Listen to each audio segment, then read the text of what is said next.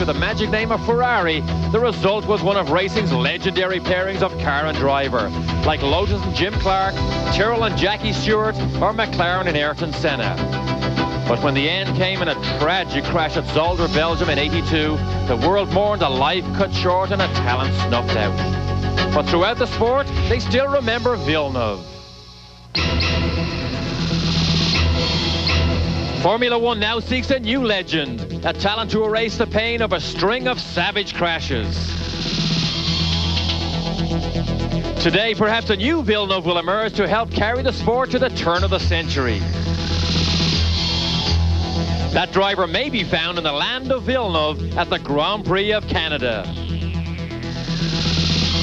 The chase for Grand Prix glory is being led by Michael Schumacher.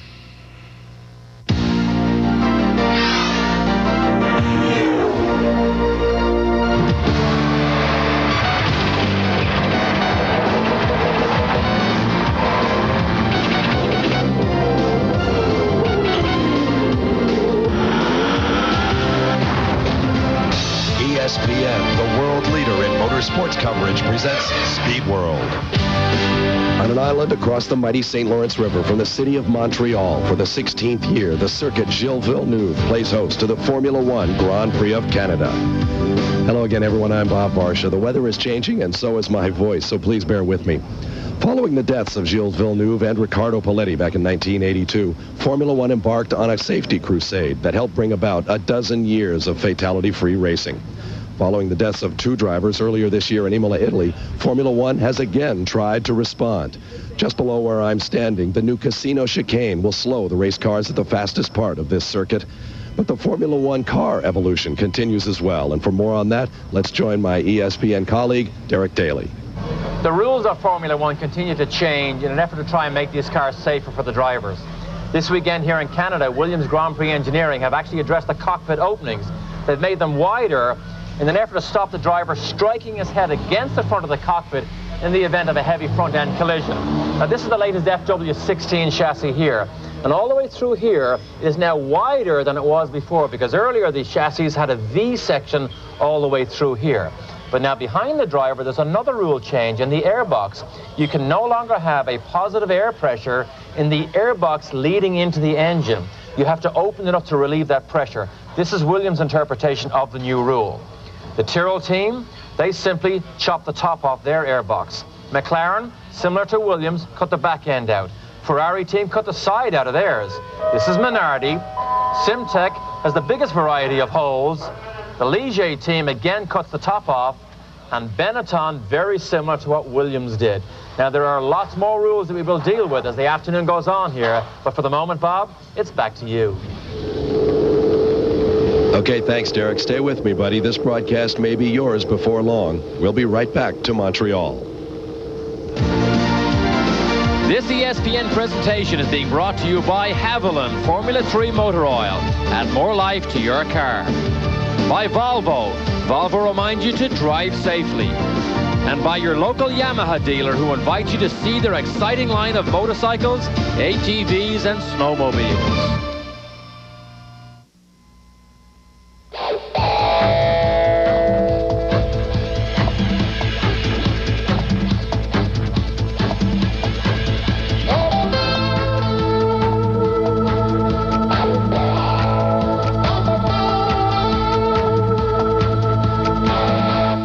Back live in Montreal, where the sun is broken through. I'm Bob Barsha. It's done nothing for my voice, so let's hear from someone who can speak. Our pit reporter for today's race, here's Rick DeBrule. Well, you were talking about the weather. The issue with the weather this weekend has been a big one. Yesterday it was actually pretty warm. In fact, when Michael Schumacher got the pole, it was almost downright hot, but it rained overnight, changing the track conditions. And in fact, during this morning's warm-up, Martin Brundle was the fastest.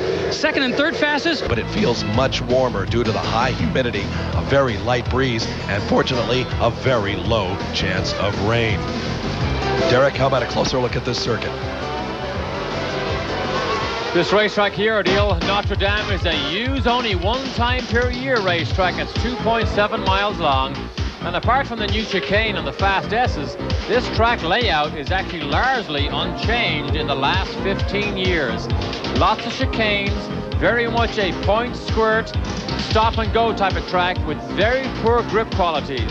The new chicane, well, that adds about 20 meters to the racetrack, and from inside Mika Häkkinen's car, you can see that it is very open, very slow. However, there are penalties if you do miss this chicane.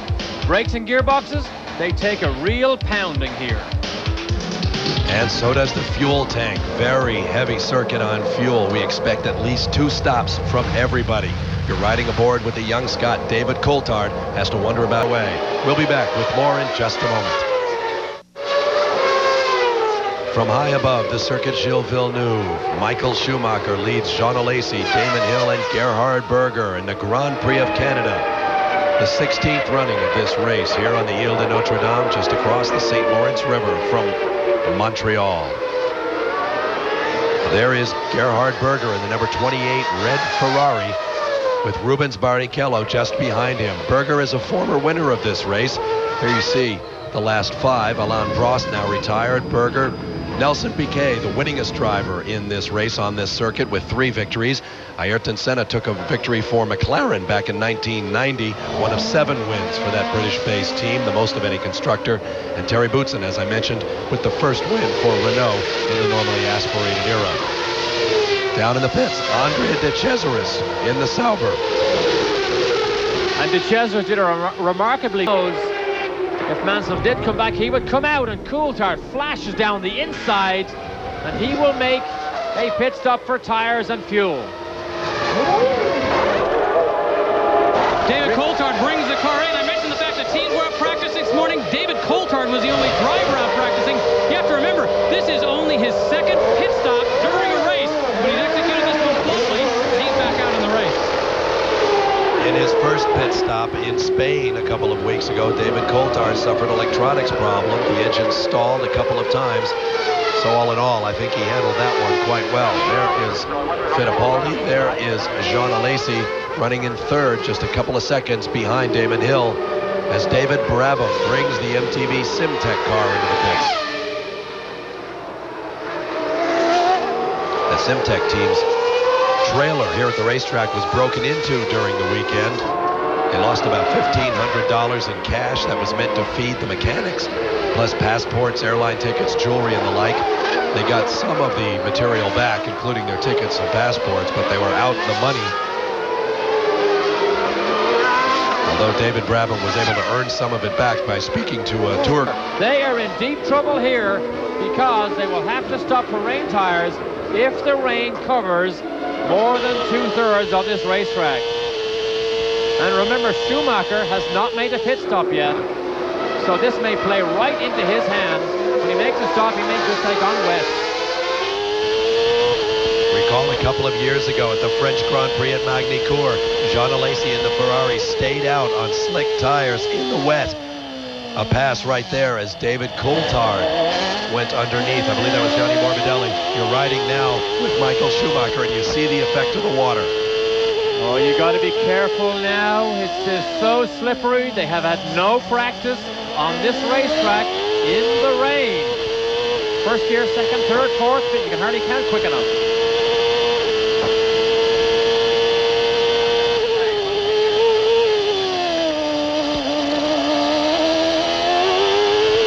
Rain now on the start-finish straightaway.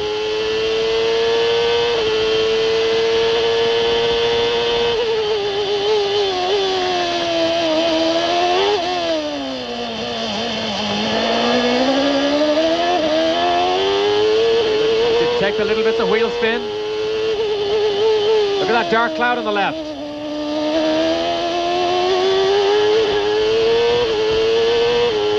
the red lights? That tells them when to change.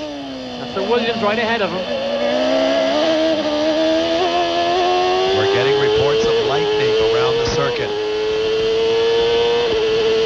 He just wiped his visor. Fittipaldi to put him a lap down.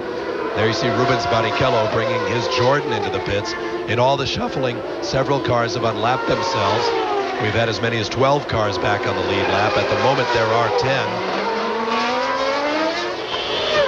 You ride with Michael Schumacher. We'll take a quick time out and be back for more live coverage. I can't promise my voice will be here, but you can be sure I will be here in spirit. Stay with us. Back live in Montreal, froggy voiced Bob Varsha, along with Derek Daly. Well past the halfway mark, time to take a look at our Haviland race recap. Michael Schumacher has led every lap thus far. He also holds fast lap of the race, but the racing behind him has been absolutely furious. Here are the cars out of the race. Andrea de Cesaris, his 200th Grand Prix start, ends in a disappointing fashion. His teammate Hans-Herald Frentzen, Martin Brundle, got in only a couple of laps at the beginning of the race, and Eddie Irvine of Ireland, who hit the wall on the pit straight. You ride with race leader Michael Schumacher. A few moments ago, Ukio Kadayama of Japan was back up to his old tricks.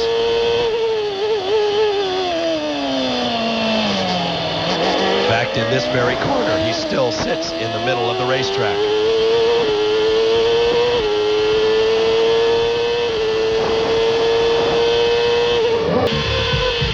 At the start of this season, the new Ferrari wishbones caused a lot of controversy as to whether they were legal or not. They are solidly mounted with the only movement coming through the flexing of the metal blades at the end of each wishbone.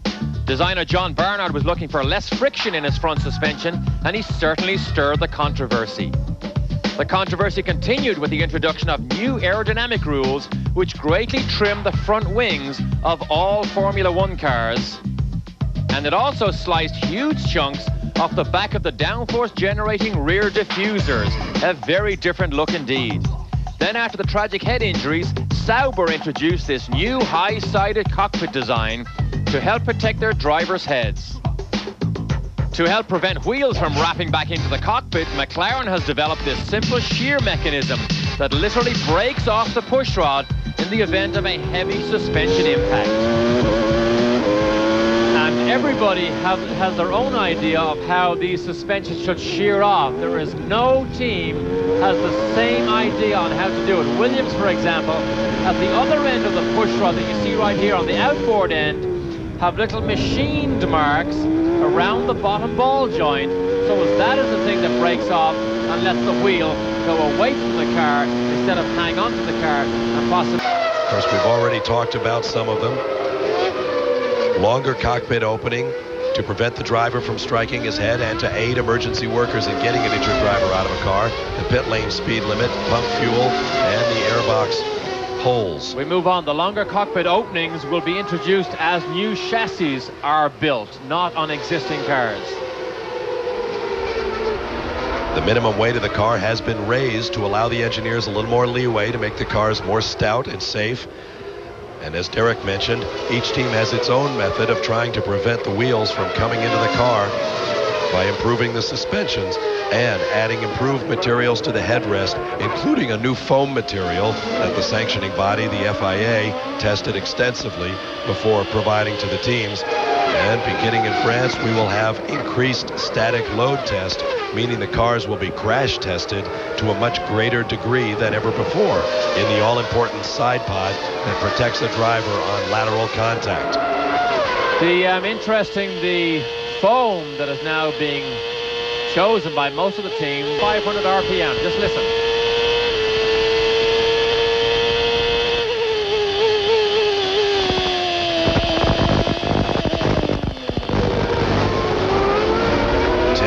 Remaining as Michael Schumacher passes David Coulthard.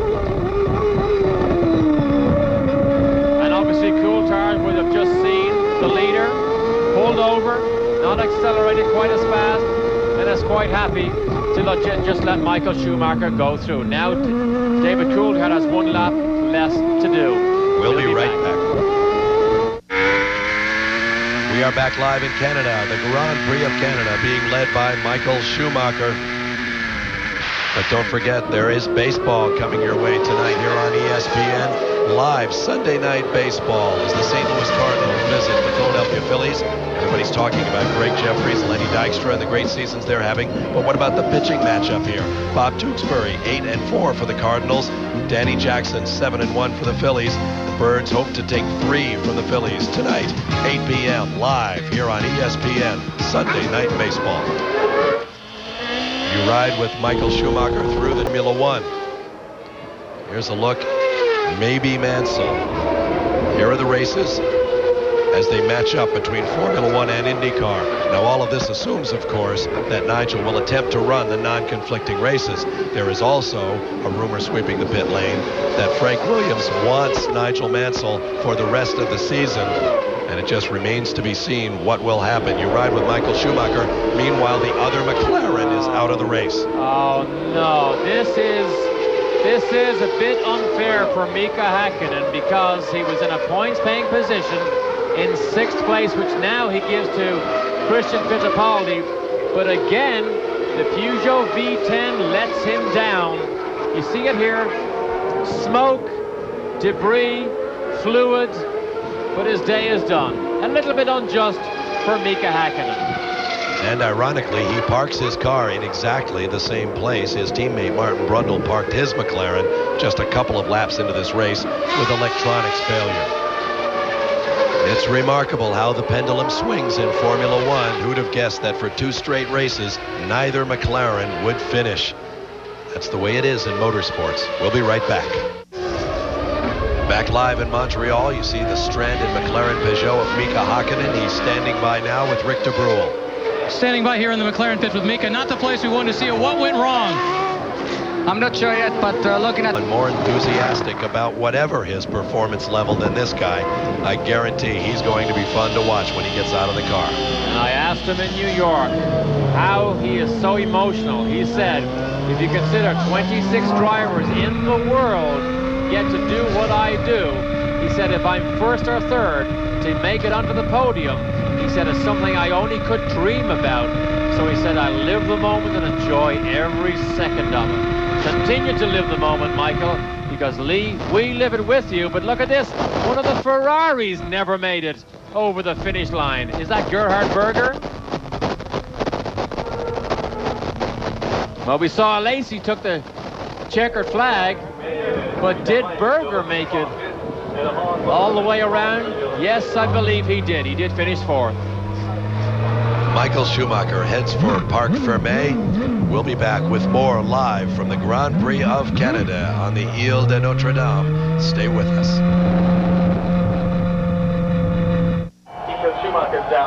We are back live in Montreal from high above the 1976 Olympic rowing basin next to the Ile de Notre Dame. Here's a look at the unofficial final results of today's Grand Prix of Canada. Michael Schumacher over Damon Hill. Jean Alesi was the driver who parked his Ferrari on the backstretch, flipped the keys to the valet, said, bring it around for me, would you?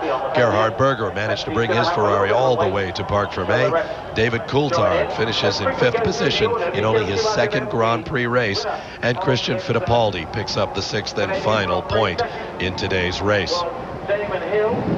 Here's a look at 7 through 12. J.J. Leto, who started 20th. Rubens Barrichello, who threatened to make the podium today. Mark Blundell in the Tyrrell. Johnny Herbert in the Lotus. Pierluigi Martini. And Michele Alboreto, the teammates for Minardi. Olivier Panis, Eric Bernard, many of these cars failed to reach the finish line, although David Brabham did bring the new Simtech machine home, and that is good news for that modestly budgeted team. They had only 1 car here this entire weekend. David Brabham told me, I knew I had to drive conservatively. 15 cars still running at the finish, which means attrition claimed 11 here today. As you can see, the pit lane has been turned over to the public for what I am sure will be a most enthusiastic victory celebration. It is always that way when Michael Schumacher, the newest superstar in Formula One, takes the podium. Let's go down to pit lane and Rick de Bruyne. Well, standing here with J.J. Leto, let's talk about the race and how it proceeded for you guys. I mean, all in all, not too bad. Well, it's not too bad. We decided to do only 1 tire stop, so it's just the cars were heavy and big enough to race. But we knew, you know, from the practice already that the tires are lasting pretty well, so that was the tactic. I mean, difficult to start from the back, you know. There's a lot of slow cars. They are fast on the straight line, slow in the corners, so it's very difficult to overtake them. In the middle of the race, we had a little bit of rain conditions. Did that upset anything at all? Not really. I mean, it was just a little bit wet, you know, on the other side of the circuit, but it's just only a couple of corners. At the last minute, you also decided to jump into the spare car. Was that the right move?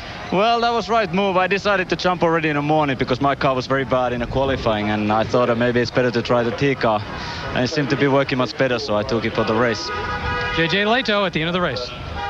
All right, congratulations to JJ. Meanwhile, Gerhard Berger just climbed gingerly from his Ferrari, holding his right shoulder. A very long day for him. Stay with us. I got cold. Back in Montreal, Michael Schumacher listens to the strains of the German national anthem fade here on the Ile de Notre Dame. Let's get down to Rick de Bruyne. David Colt, standing by with David Coulthard. Just got your first points. This has got to be a great feeling. Yeah, I'm very pleased because it's my second Grand Prix, and to finish fifth and get some points, it's good for me, it's good for the team. I know that Damon finished second, so that's good for the constructors, and hopefully we'll be able to have a little celebration tonight. And hopefully it gets better from here. David Coulthard. All right, thank you, Rick. Congratulations to David Coulthard, his teammate Damon Hill, and Jean Alesi. Flank winner Michael Schumacher. Once again, it was Schumacher über alles. Here's a look at the points. As a result of today's events, Michael Schumacher has 56 to Damon Hill's 23, a 33-point gap. Jean Alesi and Gerhard Berger, the Ferrari teammates, tied for third. In the Constructors' Championship, Benetton Ford has a 56-point total, leading Ferrari, Williams-Renault, the two-time defending champion, Jordan Hart, McLaren Peugeot, and Tyrrell Yamaha. Believe it or not, my voice actually made it to the end of today's race, although we're not quite there yet.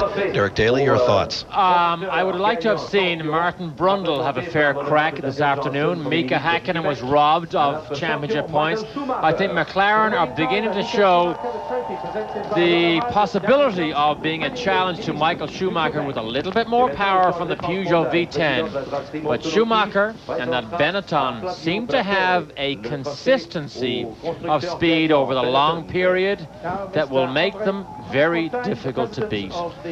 A question about that. There at the podium on the left, Flavio Briatore, team manager for the Benetton Ford team, accepts the Constructors' Trophy. In the middle, Michael Schumacher. On the left, Damon Hill accepting the runner-up honors. And on the right, a very happy Jean Alesi in third place.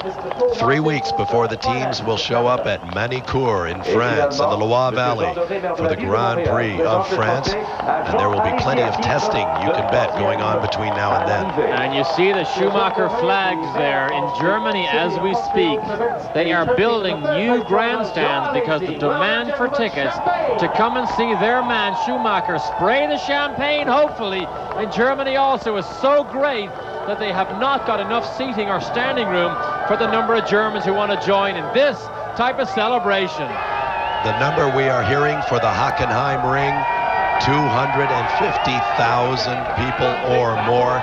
And it should be a grand celebration if their man Michael Schumacher can win there on home ground.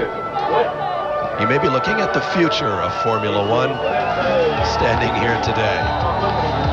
Checkered flag coverage of this Grand Prix of Canada is coming your way Sunday, June 19th at 2:30 p.m. Eastern Time, 11:30 a.m. Pacific. And our next stop on the Formula One World Tour will be the Grand Prix of France, live here on ESPN Sunday, July 3rd, 7:50 a.m. Eastern Time, 4:50 a.m. Pacific, from Manicourt in France.